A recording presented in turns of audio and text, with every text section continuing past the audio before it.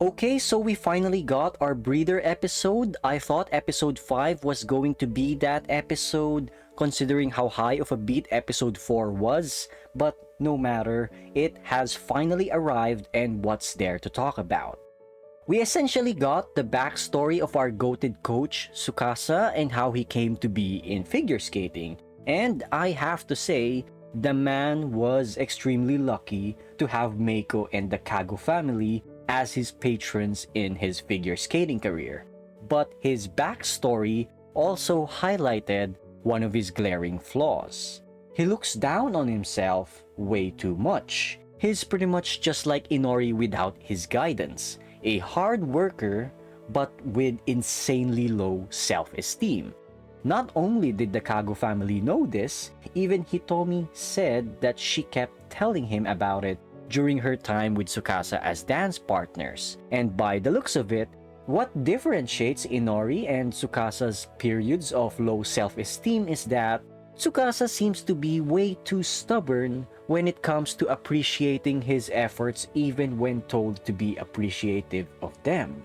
It's a good thing that he learned from his past and made sure that Inori wouldn't be like him in this regard, but everyone around him is right.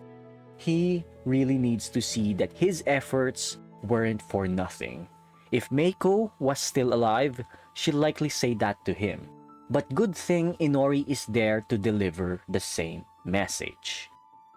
As for the side content of today's episode, it's actually nice to see that Tsukasa as of today is looking like he'll be that adopted son who has to fill in the role that Meiko left by being that stern disciplinarian in the family. Though I have to say, I wonder what's the real situation regarding Tsukasa and his actual family, considering that we've never heard from them apart from a small snippet that he has a bunch of siblings and they're not well off enough to support our guy in his dreams.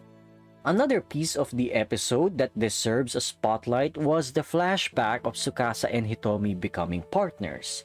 And to keep it short and simple, their time as partners could easily be its own spin-off OVA episode, and I'm actually hoping that since this episode didn't have the time to explore it, I would like to see one day how their All Japan Figure Skating Championship went. Considering that Jun told Tsukasa in the previous episode how, despite fumbling one of their moves, Tsukasa and Hitomi's performance left a lasting impression on Jun. So it has to be something brilliant if it came from Jun of all people.